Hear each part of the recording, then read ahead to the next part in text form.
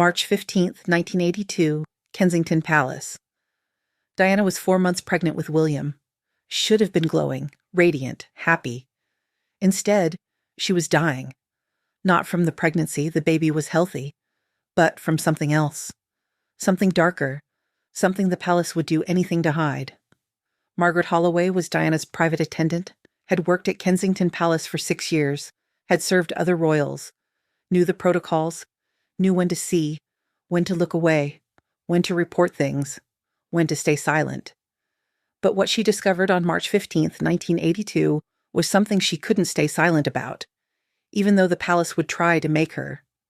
The morning started normally. Diana had breakfast scheduled for 8 a.m. Full English breakfast, royal protocol. Pregnant women needed to eat well, keep strength up. Margaret set the table in Diana's private dining room, waited for the princess to arrive.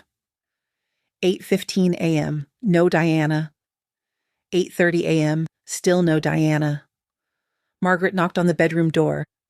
"Your Royal Highness, breakfast is ready." Diana's voice came through, weak, strained.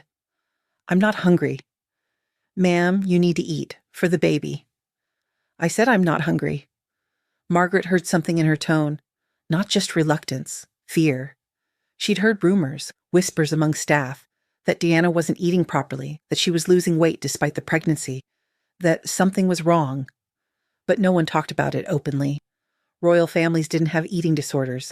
Princesses didn't get sick like that. At 9 a.m., Charles left for meetings. Didn't check on Diana, didn't say goodbye, just left. Margaret waited outside Diana's suite, listening, worried. At 9:30 a.m., she heard it, the sound that changed everything, retching, violent, prolonged, coming from Diana's private bathroom. Margaret's stomach dropped. Morning sickness, or something worse? She knocked urgently. "Your Royal Highness, are you all right?" No answer, just more retching. Margaret made a decision, opened the door, entered the suite. "Ma'am, I'm coming in. You need help." She walked to the bathroom. The door was locked. "Princess Diana, please open the door." Silence, then weak crying. "Please, I'm fine. Just leave me alone." But Margaret could hear she wasn't fine, could hear the ragged breathing, the sobbing. "Ma'am, I'm getting the doctor if you don't open this door." That threat worked. The lock clicked. Door opened slightly.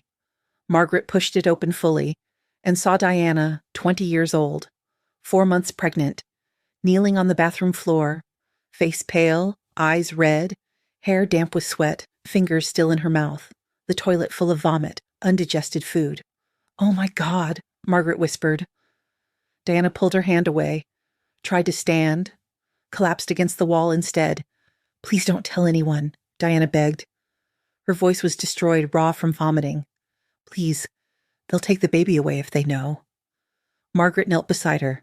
"How long has this been happening?" Diana started crying harder. "Since the wedding, since I got pregnant. I can't stop. I try, but I can't." "You're purging on purpose?" Diana nodded, ashamed, terrified. "I eat and then I panic. About getting fat. About Charles not wanting me. About being ugly and huge and disgusting. So I make myself throw up." Margaret felt sick. "Ma'am, you're pregnant. The baby needs nutrition." "I know." Diana's voice broke. "I know I'm hurting the baby. I know I'm terrible. But I can't stop. Every time I eat, I feel it building. The panic, the disgust, the need to get it out." She looked at Margaret with desperate eyes. "Please don't tell them. Please. They'll say I'm unfit. They'll take William away." Margaret didn't know what to do. This was beyond her training, beyond protocol. This was a medical emergency. "We need to get you help." "No." Diana grabbed her arm. "No doctors, no palace officials, no one. If Charles finds out, if the Queen finds out, they'll say I'm unstable, mentally ill. They'll lock me away somewhere. I'll lose everything."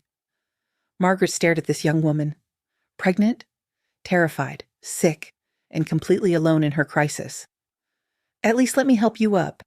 Get you cleaned up." Diana nodded weakly. Margaret helped her to her feet, got her to the bedroom, into clean clothes. Diana was shaking, exhausted. When did you last eat and keep it down? Diana thought. 2 days ago, maybe 3. 3 days? I've been trying. I have breakfast. Then I panic. Lunch is the same. Dinner too. Everything comes back up. Margaret felt panic rising. Ma'am, you're starving. The baby is starving. I know, Diana whispered. I know. But what Margaret didn't know yet was that this wasn't just Diana's private crisis. The palace already knew something was wrong, and they were already taking steps to hide it. At 11 a.m., Sir Robert Fellows arrived at Kensington Palace, private secretary to the Queen, also Diana's brother-in-law, married to her sister Jane, but today he wasn't family. He was palace. Margaret was in Diana's sitting room when he arrived. Diana was resting, still pale, still shaking. I need to speak with Princess Diana, Robert said. His tone wasn't friendly, wasn't concerned. It was official, cold. She's not well, sir. Perhaps later. Now, please. Margaret went to fetch Diana, found her curled on the bed, eyes closed. Your Royal Highness, Sir Robert is here. Diana's eyes opened. Fear flashed across her face. Robert? Why? He says he needs to speak with you. Diana sat up slowly. Does he know? I don't think so. How could he? But Diana's expression said she wasn't sure. She stood, straightened her clothes, walked to the sitting room like she was going to execution. Robert stood when she entered. Diana, we need to talk about your health. Diana went pale. My health is fine. Is it? Because your staff has reported concerns. Margaret's blood ran cold. Someone had told. Someone had been watching. What concerns? Diana asked, her voice steady, but Margaret could see her hands shaking. Weight loss, refusing meals, behavior inconsistent with pregnancy. Diana lifted her chin. I have morning sickness, perfectly normal. Morning sickness doesn't last 4 months, Robert said, and it doesn't cause the kind of weight loss you're experiencing. Diana didn't respond. Robert continued. The Queen is concerned. Prince Charles is concerned. We all want what's best for the baby. Then leave me alone, Diana said quietly. I'm afraid we can't do that. Robert pulled out a document from his briefcase. This is a medical protocol, approved by the Queen. You'll be seeing Dr. Alan Fenton 3 times a week. He'll monitor your weight, your nutrition, the baby's health, and he'll report directly to the palace. Diana stared at him. You're assigning me a spy. We're ensuring proper prenatal care. You're making sure I don't embarrass the family. Robert's face hardened. Diana, you're carrying the future heir to the throne. Your health is a matter of national interest. This isn't about you. It's about the child. But here's what Margaret didn't know yet. What no one except the palace inner circle knew. This wasn't about Diana's health at all. This was about control, about making sure no one ever found out that the Princess of Wales had an eating disorder, that she was mentally unstable, that the perfect royal pregnancy was a lie. Diana met with Dr. Fenton the next day. Margaret was there, taking notes, listening. Dr. Fenton was in his 60s, stern, clinical, not warm, not compassionate, just efficient. He weighed Diana, took measurements, asked invasive questions about eating habits. Diana lied through all of it. I eat regularly, 3 meals a day. Have you been experiencing nausea? Some, normal morning sickness. Any vomiting? Diana hesitated, occasionally from the morning sickness. Dr. Fenton made notes, said nothing, but Margaret could see he didn't believe her. After he left, Diana collapsed on the sofa. He knows, she whispered, he knows I'm lying. Then tell him the truth, Margaret urged. Get real help, for you and the baby. Diana shook her head. You don't understand. If I tell the truth, they'll document it. Write it down. Use it against me later, when they want to take the children, when they want to prove I'm unfit. Margaret felt helpless. So what do you do? Keep starving? I learned to hide it better. And that's exactly what Diana did. For the next 5 months, she played the game. Ate small amounts at official meals where people watched. Purged in private where no one could see. Lost weight that the doctors noted but couldn't explain. Smiled for photographers while dying inside. Dr. Fenton reported to the palace every week. The princess's weight is concerning. She's not gaining as expected, but she denies any eating disorder, claims she's eating properly. The palace accepted this, didn't push harder, didn't investigate. Because the official story was maintained, Princess Diana was having a normal, healthy pregnancy. Nothing was wrong. Nothing to see here. But Margaret saw. Every day. Saw Diana getting thinner despite the growing belly. Saw her disappear to the bathroom after every meal. Saw her crying alone when she thought no one was watching. And Margaret couldn't do anything because she'd been warned. Robert Fellows had called her to his office one morning. You are not to discuss the princess's health with anyone, not other staff, not your family, not the press. Any breach of this confidentiality will result in immediate dismissal and potential legal action. Margaret had signed another NDA, another document binding her to silence, another chain keeping the truth locked away. In June, Diana had an emotional breakdown. Margaret found her in the nursery, the room they decorated for William. Diana was sitting on the floor, surrounded by baby clothes, crying uncontrollably. I'm going to kill him, Diana sobbed. I'm going to kill my baby because I can't stop. I can't stop making myself sick. Margaret sat beside her. You're not going to kill him. William is fine. The doctors say he's healthy. But how? How is he healthy when I'm starving him? Because your body is giving him what he needs, even if it takes everything from you. Diana looked at her with haunted eyes. So I'm dying to keep him alive? You're not dying, but you need help. There is no help, Diana said. There's only hiding it well enough to survive. And that became Diana's reality. Hiding. Surviving. Barely. William was born healthy in June. 7 pounds, 1.5 ounces. Perfect. Despite everything Diana had put her body through. But Diana didn't get better after the birth.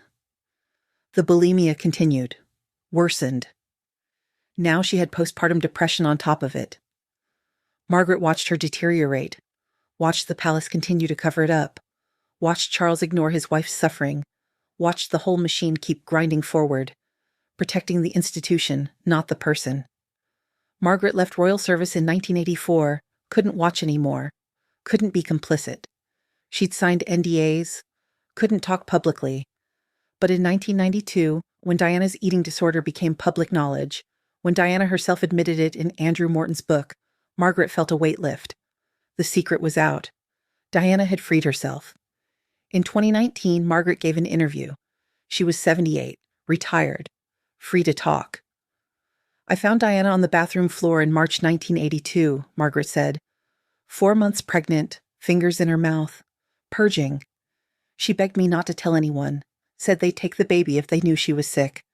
The palace found out anyway, sent doctors to monitor her, but not to help her, to document that she was maintaining appearances, to make sure the official story stayed clean.